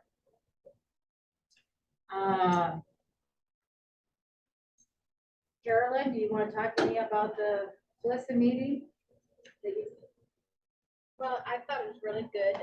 They're kind of trying to just do a little reorganizing with the attendees that go, because there's 3 different committee groups that you can be involved with when you go to those meetings. And rather than individuals, they're actually putting the district itself on that committee. So since I was there, I chose what did they tell you? Messaging. Yep. Which is what we work on, is taken to the legislation during the sessions when they're going on, and giving them the message of why we need that impact aid money. And one of the big topics that was kind of talked about at the time is to make sure to get our point across that just because we got these ESSER funds doesn't mean we should still be fully funded with the impact aid money that we're supposed to get here. So, because that was one-time money. So that was kind of, and then they did set up an app that they will add new information on. So if you're on the messaging committee, that group will send out information about what they found in the process of when we're not meeting and thing. I think it's going to be a good way of keeping in touch with things. So, wasn't impressed with Portland, but Thank you for going. You know, and it's good that we're on that committee, because we are a school district that, you know, they always talk about all the federal funds that have come out because of COVID-19. We received, what, 700,000 approximately altogether in our federal COVID aid, where there is school districts around us that has received millions. And it was based on the title numbers. Which is based on, free and reduced lunch numbers. Yes. And, So- and some of the argument that's come back legislatively is that every kid was impacted by COVID, not just the ones that were on free and reduced lunch and the ones that, are, or the title requirements. So you have to realize we didn't receive the federal funding, a lot of schools did. We're still impacted by COVID.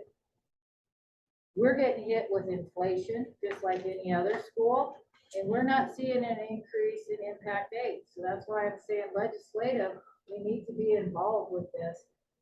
They took out $1 million out of the budget this year that they were going to increase impact aid by. And we're still only sitting at, what, 20% fully funded for the federal lands we have in our district. We are a district that is heavily relied on federal lands. And we need to be very active in being a part of that. One thing I did put together, and I meant to send it out in your board packets, but it totally spaced me, is, while Carolyn was at the FLISA meeting, she asked me to put together a spreadsheet of what we've received in COVID funds, starting back at ESSER 1 and all, 2 years ago, and how much we've spent so far and how much we have left. And I did make that, but I totally forgot it, so I'll send it out in the morning to your guys' email, so you can just kind of see, because neighboring schools received 10 times what we did. That just, that was part of the discussion there, because some were saying like 4 million and all they had, not all they had, but their enrollment was 700 kids, but they are heavy title kids and they're from the Chicago area. While some other areas had an enrollment of 1,400 and they only got like 2 million. I just kind of blew my mind. I didn't realize how all of it works. So that's why I was questioning. Sorry. That's why we need to have parents fill out the free and reduced lunch applications. Even if they don't take the benefit, you still get credit that you have that many. Yeah, we have to fill out reporting every year of how many even applied. So and they did, although we're not offering free lunches, they did raise the maximum you can make. So it'll be easier for families to get on free and reduced lunches, hopefully, and then the reimbursement rate back to the school per lunch for the free and reduced will be at a higher rate too. So there was some give and take a little bit with us not being able to do free lunches, but it's gonna be a shock to some of our families who have had all they've known is free lunches at the school, and now they have to start paying.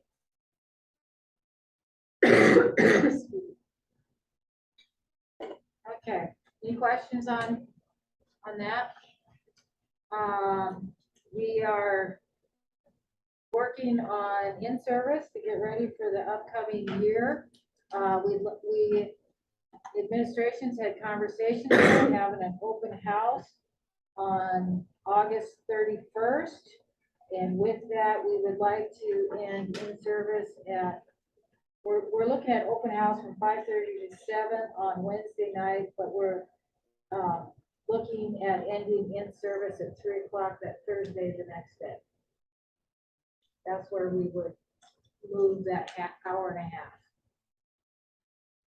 We feel that there's some things that we'd like to, have parents, things available for them to sign up for free and reduced lunch, infinite campus, different things like that, as well as to come. This will be a K-12 open house so that they can come in and meet new staff, meet new things, or sign up for things, programs we already have going on. Is there a problem with making that change? Then we'll let the staff know. We're setting up our new teacher in service, which we're going to have on the 25th. We have 4 teachers that will be coming new into a classroom. We have 4 experienced mentors that we have set up with them for this process. We have 2 of our younger teachers that have been working on a new teacher handbook and so forth. of things that they would like to know when they come into this district. And hopefully we have the appropriate support to integrate them into the staff. We do have our music instruments. I'm working on getting them back in good shape. We have 9 of them that cannot be fixed by Haggerty's or so forth. So we'll, I'm gonna get together with Mrs. Christensen and see if we need to surplus them or what we can do. Okay, I'm just trapped. We do have 2 instruments back that are repaired, and so we still have another 14 instruments sitting up there that they're working on. That those will be all updated. We do need to have a building committee meeting to finalize the master plan, and I would also like to have administration and head of maintenance there to go through other things that deal with the buildings and grounds. It would be nice to meet before the next board meeting. Is that? Just right for it. Well, it depends on, we talked about in our June meeting, correct me if I'm wrong, we picked one of those plans out of A or B. And what the plan was tonight was to pick what we wanted to move forward to in phases or focus on one piece. I don't remember that, I guess. I think the point of the master plan was it was all supposed to be phases. That's fine. It's just a plan that has your, you want to do it in 15 years or 5 years or whichever. And yeah, it's just a matter of meeting and finding out what we want to do next on that, selecting that. Did they look at like our whole grounds, or was it just this area? Because when I looked at that online, I'm wondering, it looked to me like it eats up most of our the paved parking lot. I took them around and showed them the powerhouse, that everything at the powerhouse that showed, and we walked around outside. So that's, I think what they play. Yeah.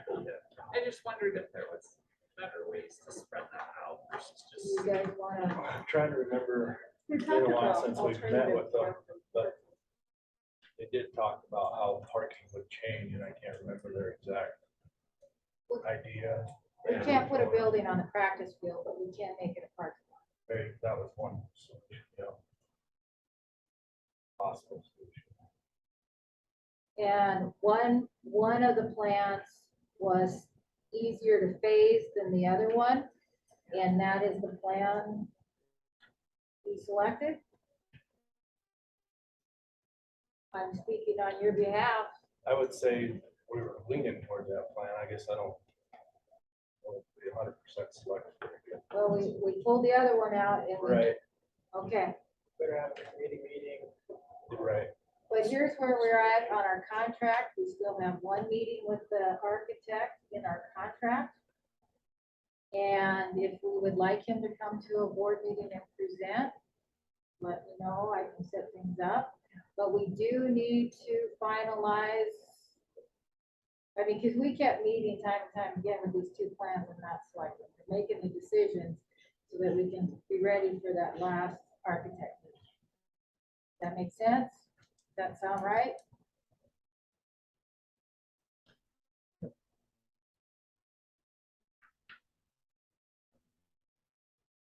Need to meet again, that's for sure. And things are what they are right now, but it was handy to meet before the board meeting, I think, but this time, well, if we That can, work for you, Cory? How about Wednesday, Wednesday 10th of August? okay, but we will have the architect, okay, here's kind of what I'm, to have that meeting to finalize the plan, then the architect can fix it and then come and present it to the board if we want that. Yeah, I don't think we want the architect at this next meeting. I don't. Yeah, So it's just Wednesday, board meeting at 10, 5 o'clock, sound good? okay. Say We need 2 hours, do we? I don't know what I we think do. an hour would be plenty.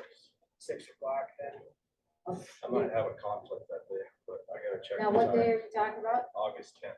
That's the next board meeting, right? Yeah. You're gonna be 1 hour with an architect No, No, no, there's no. just as a committee, just as a committee, no architect. okay.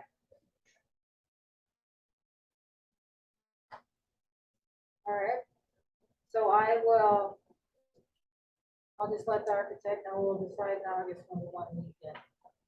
That would be best. Okay, what else do I have here? Well, that's all I got, unless you have any questions for me. We had any luck getting that teacher for big way yet? No applications. Just for that one, no. And I just sent it out, so the notification went out again, first part of this month, and I've had 7 views. That's it. Views, people click on it, and read it. Right.